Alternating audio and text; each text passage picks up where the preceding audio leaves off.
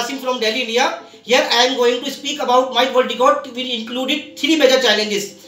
The first challenge was I had to type the English alphabets in reverse order, which is Z to A, and which is equal to 51 keys. And the second challenge was I need to do it within 4 to 5 seconds.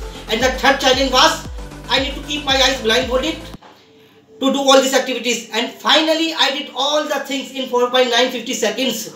It was pleasure for me to get a world record from International Book of Records. Thank you so much.